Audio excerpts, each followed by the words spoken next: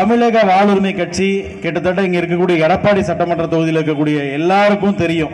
ஏன்னா அண்ணன் வேல்முருகன் அவர்கள் இந்த எடப்பாடி அனைத்து கிராமங்களிலும் கிட்டத்தட்ட 100 கொடி கம்பங்கள் கட்சி ஆரம்பிக்கும் போதிலிருந்து இன்று வரை பறந்த ஒரு தொகுதி.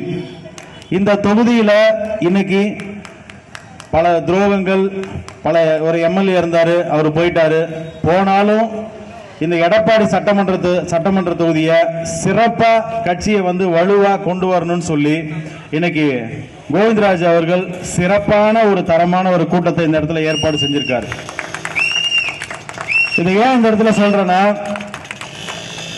இது மனிதர்கள் வாழக்கூடிய பகுதி. ஆனா மனிதர்கள் என்றாலே இன்னைக்கு தகுதி இல்லாத ஒரு நாடா தமிழ்நாடு மாறிடுச்சு. என்ன காரணம்னா, துரோகங்கள் நிறைந்த ஒரு நாடு இது.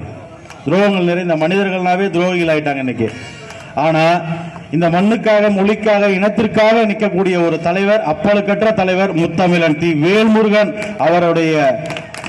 அவருடைய கொள்கையை பின்பற்றி நிற்கக்கூடிய இன்னைக்கு பாட்டாளி மக்கள் கட்சியிலிருந்து பிரிஞ்சவர் தானே வேல்முருகன். அப்ப இங்க உட்காந்துருக்கவங்களாம் வன்னியர்களா? இங்க கீழே உட்காந்துருக்கவங்களாம் வன்னியர்களா? அப்படின்னா இல்ல. இன்னைக்கு கோவிந்தராஜ் என்ன சமூகம்னு எங்களுக்கு தெரியாது. அண்ணன் செல்வம் அண்ணன் என்ன சமூகம்னு எங்களுக்கு தெரியாது. இங்க இருக்கக்கூடிய ஜெயராமனோ இல்ல சேட்டோ இங்க இருக்கிறவங்க என்ன சமூகம் எங்களுக்கு தெரியாது. ஆனா ஒட்டுமொத்த தமிழ் சமூகத்திற்கும் ஒரு தலைவர் தமிழ்நாட்டில் இன்னைக்கு உருவெடுத்திருக்காரு என்று சொன்னால் அண்ணன் அவர்கள், வேல்முருகன் அவர்கள் மட்டும்தான், வேற யாரும் இல்ல. இன்னைக்கு நீங்க தமிழ்நாடு ஃபுல்லா பாருங்க, எதிர்கால அரசியல் சூழல்ல கணிக்கக்கூடிய இடத்துல இன்னைக்கு தமிழர்களுக்கு பஞ்சம் 100% உண்மைதான். ரஜினி சொன்னாரு, நான் வரேன். என்ன சொன்னாரு?